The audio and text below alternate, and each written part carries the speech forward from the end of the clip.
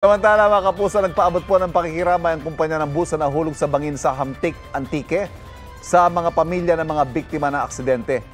Humingi rin ng patawad ang Valyacar Transit Incorporated na nai-report na raw nila sa LTFRB ang nangyari at handa raw silang makipagtulungan sa investigasyon. Suspendido rin muna ang operasyon ng 12 nilang bus.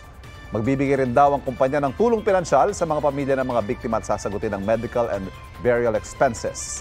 Ayon sa Provincial Government of Antique, 16 na pasahero ang nasawi dahil sa aksidente.